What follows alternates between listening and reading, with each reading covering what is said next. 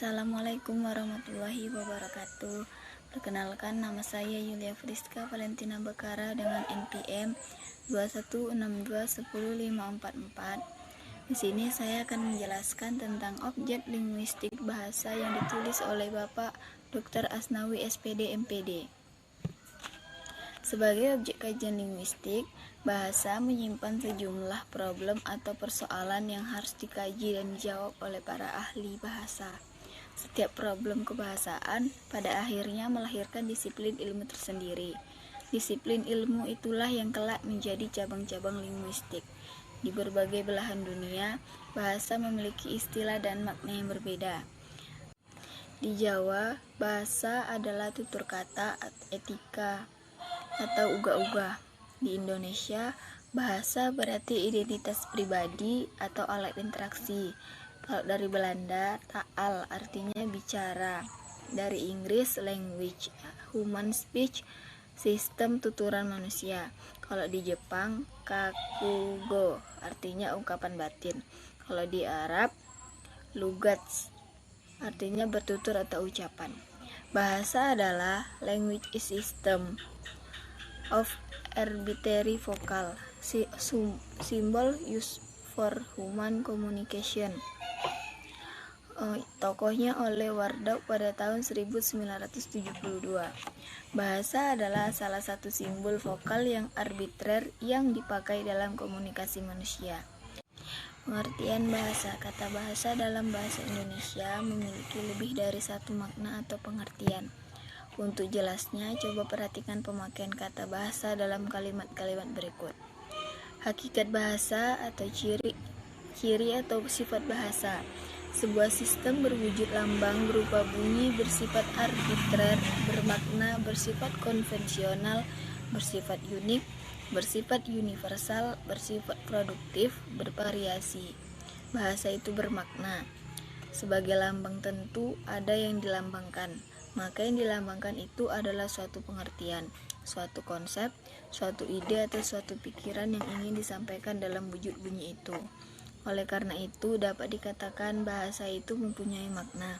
Misalnya, lambang bahasa berwujud bunyi, kuda. Lambang ini mengacu pada konsep sejenis binatang berkaki empat yang biasa dikenal.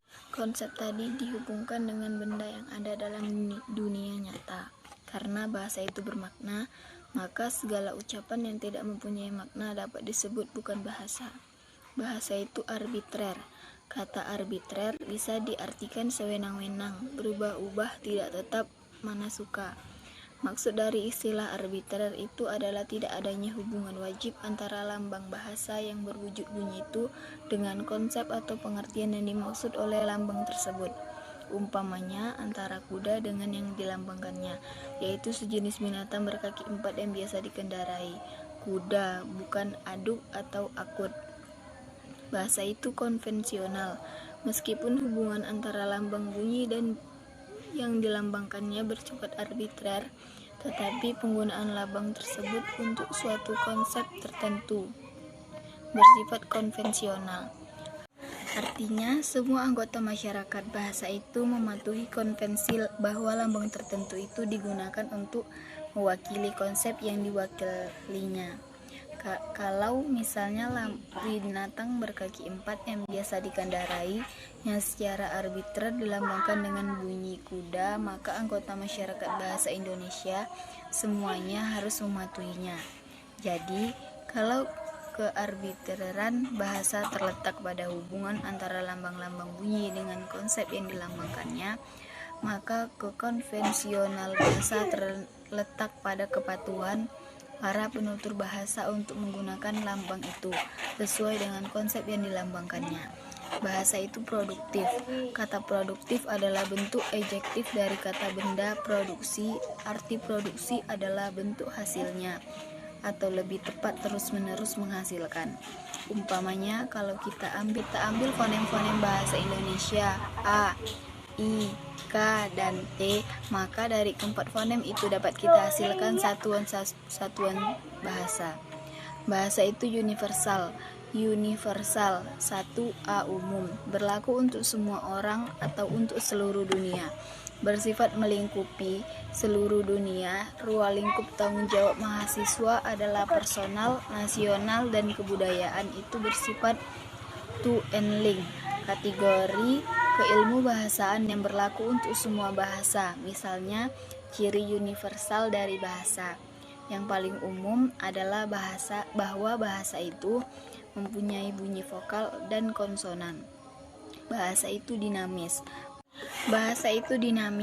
Bahasa adalah salah satunya milik manusia yang tidak pernah lepas dari segala kegiatan dan gerak manusia sepanjang keberadaan manusia itu. Sebagai makhluk yang berbudaya dan bermasyarakat, tak ada kegiatan manusia yang tidak disertai oleh bahasa. Malah, dalam bermimpi pun manusia berbahasa. Karena ketertarikan bahasa itu dengan manusia, sedangkan dalam kehidupannya di dalam masyarakat, kegiatan manusia itu tidak tetap dan selalu berubah. Maka, bahasa itu juga menjadi ikut berubah, menjadi tidak tetap, menjadi tidak statis. Karena itulah bahasa itu disebut dinamis. Sekian, terima kasih.